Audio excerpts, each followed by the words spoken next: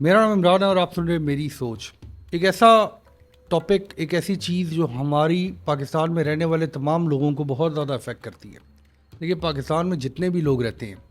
हमारे मुल्क के हालात इस किस्म के, हमारे मुल्क का माहौल इस किस्म का है, हमारे मुल्क की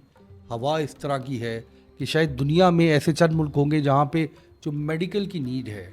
वो किसी भी पॉपुलेशन को इतनी ज़्यादा उसकी ज़रूरत हो। पाकिस्तान के अंदर जो शहरों का एयर क्वालिटी इंडेक्स है, यानी लाहौर का एयर क्वालिटी इंडेक्स जो है वो आजकल हम सुन रहे हैं कि 600 के करीब है। उसके अलावा पाकिस्तान की सड़कों पे जो हालात हैं ट्रैफिक के, आए दिन एक्सीडेंट होते हैं, लोग ज़ख्मी होते हैं, अस्पतालों का रुख करते हैं। उसके अलावा घरों में कई दफ़ा हामला ख़वातीन होती हैं जिनको मेडिकल की नीड होती है, बुज़ुर्ग होते हैं लोगों के घरों में जिनको बार बार डॉक्टरों के चक्कर लगाने पड़ते हैं ज़ुकाम बुखार के लिए। तो मुझे ऐसे लगता है कि लाखों नहीं करोड़ों की तादाद में लोग जो हैं वो रोज़ाना की बुनियाद पे पाकिस्तान में किसी न किसी मेडिकल हॉस्पिटल का या किसी न किसी डॉक्टर का रुख करते हैं। मेडिकल के ऊपर हम एहतियात से बात करते हैं। बहुत सारे माफियाज़ हैं पाकिस्तान में, लॉयर माफिया है पाकिस्तान के अंदर, पाकिस्तान के अंदर बिज़नेस के माफियाज़ हैं, मगर अब ऐसे लग रहा है कि पाकिस्तान के अंदर एक मेडिकल माफिया भी है जिस पे बात जो है वो लोग करने से घबराते हैं। बहुत ज़्यादा एहतियात की जाती है इस बारे में बात करने से। ये ख़बर जो एक दो दिन पहले गर्दिश करी थी, हर साल जब ये MD कैट का इम्तिहान होता है पाकिस्तान में तो एक ख़बर गर्दिश करती है कि इसके अंदर कोई ना कोई बेज़ाब्तगी हुई है। इस दफ़ा भी इसी तरह हुआ। सिंध के अंदर जब ये MD कैट का इम्तिहान मुनक्किद किया गया तो उसके बाद एक ख़बर आई कि चंद ऐसे स्टूडेंट्स थे जिन्होंने 97 परसेंटाइल के हिसाब से स्कोर किया MD कैट के पेपर में, यानी 200 में से 97 परसेंटाइल नंबर लिए। जब एक्सपर्ट्स ने इस पेपर के ऊपर गौर किया तो उनका ये ख्याल था कि 95 से ऊपर परसेंटाइल जो है इस पेपर में लाई ही नहीं जा सकती। मामला जो है वो FIA को रिपोर्ट किया गया। FIA ने उन स्टूडेंट्स को जिनका तल्लक सिंध के रूरल सिंध से था, सिंध के छोटे शहरों से था, उनको नोटिस भेजे कि उनको FIA के ऑफिस में हाज़िरी देनी पड़ेगी और उनका एक मॉक एग्ज़ाम मुनक्किद किया जाएगा जिसके अंदर से ये अंदाज़ा लगाया जाएगा कि ये जो स्टूडेंट्स हैं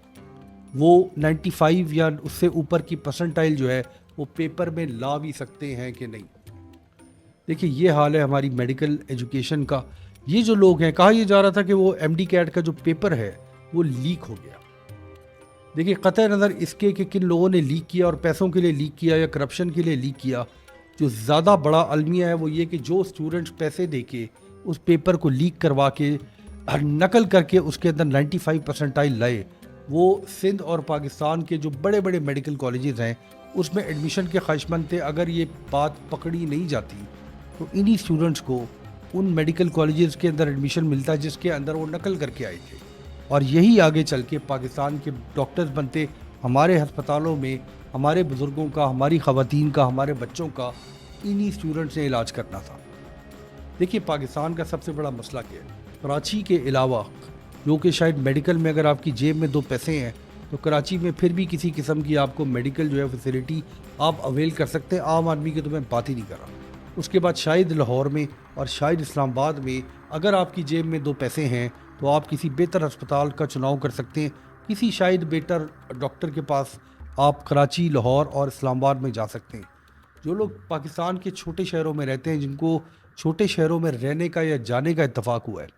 पाकिस्तान का किसी भी कोई एक भी शहर ऐसा नहीं है जहाँ पे अगर आपको कोई इमरजेंसी हो जाए तो ज़्यादा चांस ये होता है कि आप जो है वहाँ से सीधा कब्रिस्तान जाएंगे। अगर आपकी टांग पे चोट लगी है तो ज़्यादातर चांस ऐसा है कि आपकी टांग अब ठीक नहीं होगी। इसकी वजह यह है कि हमने अपनी मेडिकल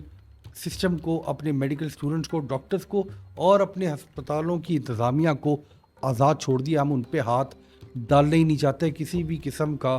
पाकिस्तान के अंदर चेक एंड बैलेंस नहीं है कि ये जो डॉक्टर है जिसने MBBS किया या उससे ज़्यादा तालीम हासिल की है, तो क्या ये जिस इन्वायरमेंट में काम कर रहा है वहाँ पे मरीज़ों को लाने की ज़रूरत है या वहाँ पे जानवरों को लाने की ज़रूरत है। पाकिस्तान के अंदर अगर आप एक किसी भी छोटे शहर की अगर आप DHQ में, जिसको डिस्ट्रिक्ट हेडक्वार्टर हॉस्पिटल कहते हैं या सिविल हॉस्पिटल कहते हैं, या किसी भी government own public service hospital में जाएं तो आपको अंदाज़ा हो जाता है कि वहाँ पे लोग भेड़ बकरियों की तरह पड़े हुए हैं। एक एक वार्ड के अंदर, एक एक बिस्तर के ऊपर तीन तीन मरीज़ पड़े हुए हैं। इसकी वजह शायद ये भी है जो मैंने पहले जिक्र किया कि हमारे यहाँ वैसे ही बीमारियाँ बहुत ज़्यादा हैं, पानी के मसाइल हैं, हमारे यहाँ सड़क पे बहुत ज़्यादा एक्सीडेंट्स के मसाइल हैं। اس کے علاوہ پاکستان کے اندر بہت زیادہ اور بھی اس قسم کے مسائل ہیں جس کی وجہ سے شاید مریضوں کی تعداد زیادہ ہے. کچھ عرصہ پہلے میری ایک ملاقات ہوئی امریکہ سے آئے ہوئے ڈاکٹر سے. ان سے میں بات کر رہا تھا تو انہوں نے دو بہت انٹرسٹنگ باتیں مجھے بتائی. پہلی بات انہوں نے یہ بتائی کہ میں امریکہ میں پریکٹس کرتا ہوں, کافی کامیابی سے پریکٹس کرتا ہوں, مگر میرا سب سے بڑا مسئلہ یہ ہے کہ امریکہ کے اندر اگر آپ نے ڈاکٹری کی پریکٹس کرنی ہے تو یہ ضروری ہے کہ آپ جو آج کے زمانے کی یعنی لیٹسٹ جو آپ کی میڈیکل ٹیکنیکس ہیں اس میں اگر آپ اپ ٹو ڈیٹ نہیں ہیں تو آپ میڈیکل کی پریکٹس نہیں کر سکتے. وہ خاصی عمر کے ڈاکٹر تھے تو انہوں نے کہا کہ اب میں تھک جاتا ہوں مختلف شہروں میں ٹریول کرنے کی وجہ سے, کیونکہ جگہ جگہ کانفرنسز ہوتی ہے, نئی چیزیں سیکھنی پڑتی ہیں, تو اب میری عمر زیادہ ہو گئی ہے تو میں ریٹائر ہونے لگا ہوں. میں اس بات سے یہ سوچ رہا تھا کہ میں جس شہر میں رہتا ہوں وہاں پہ شاید جن ڈاکٹروں نے MBBS کرنے کے بعد اگر اسپیشلائزیشن کی ہو, 28-29 سال کی عمر میں اگر ان کی تعلیم مکمل ہو گئی ہو, تو شاید کبھی انہوں نے اس کے بعد سیکھنے کی کوشش نہیں کی کہ دنیا میں آج جو لیٹسٹ ٹیکنیکس ہیں ان پہ کام کس طرح کیا جاتا ہے, جو میڈیکل کے اندر جو سرجری کی ٹیکنیکس ہیں, جو میڈیسن کی ٹیکنیکس ہیں, اس پہ کام کس طرح کیا جاتا ہے. کیونکہ ہمارے یہاں کوئی ایسا سسٹم نہیں ہے جہاں پہ ڈاکٹر کو بار بار جو ہے وہ سیکھنا پڑے کہ آج جو میڈیکل کی جو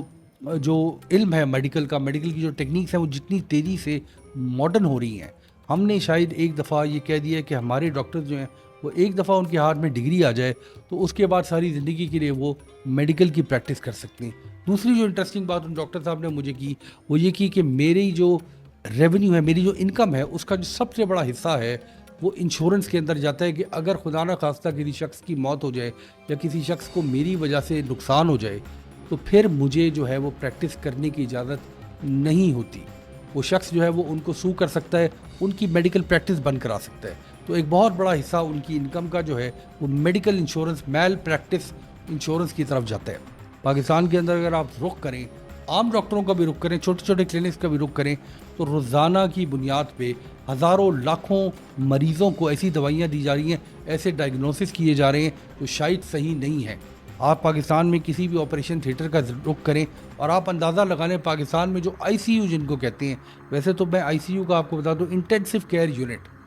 پاکستان کے اندر چند ایسے ہاسپٹلوں کو چھوڑ کے جو بہت زیادہ جن کا نام ہے, آپ کسی بھی ICU کے اندر جائیں تو چوہے بھاگ رہے ہوتے ہیں, اس کے اندر مچھر ہوتے ہیں اندر, اور بہت سارے لوگوں کے جو مہمان ہیں جو ان کو وزٹ کرنے آئے ہوتے ہیں وہ ICU کے اندر بیٹھے ہوئے ہوتے ہیں.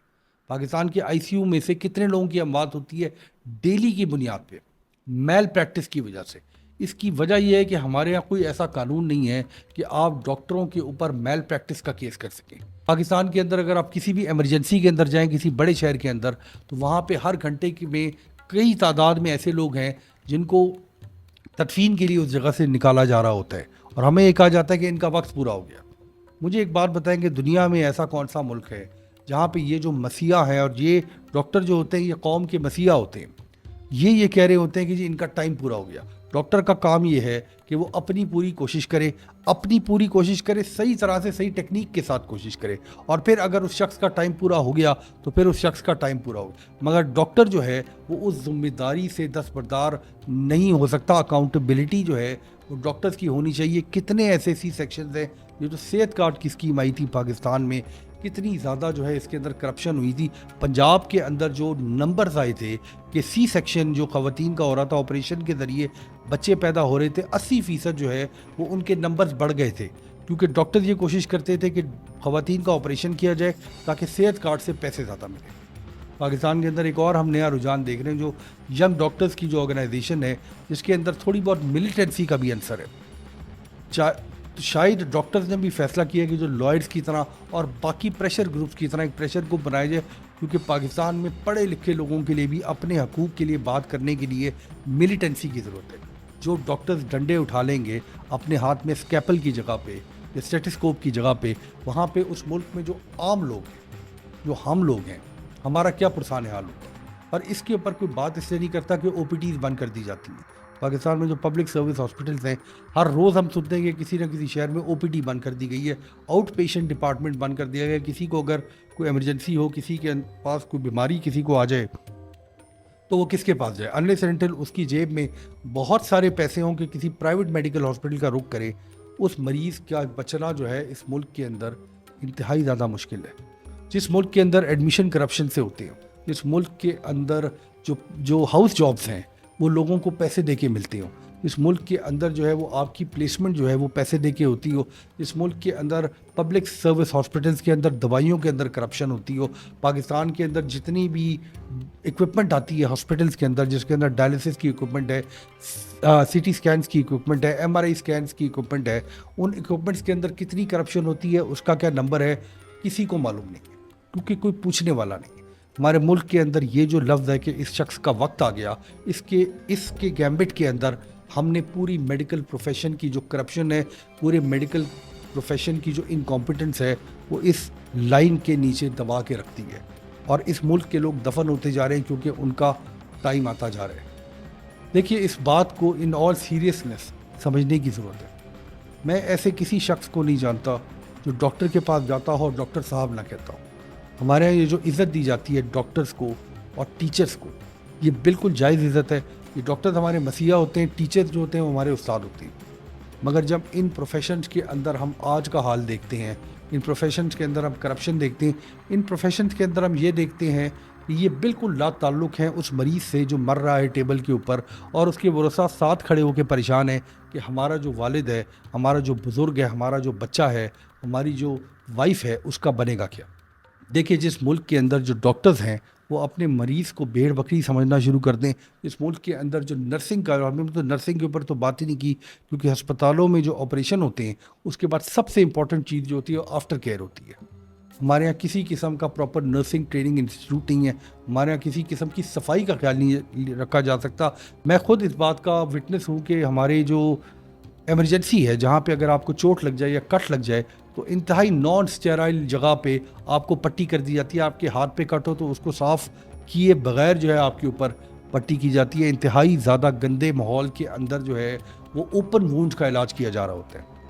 جہاں پہ بے حسی اس قدر بڑھ جائے کہ انسانی جان کی قیمت جو ہے وہ بالکل ختم ہو جائے۔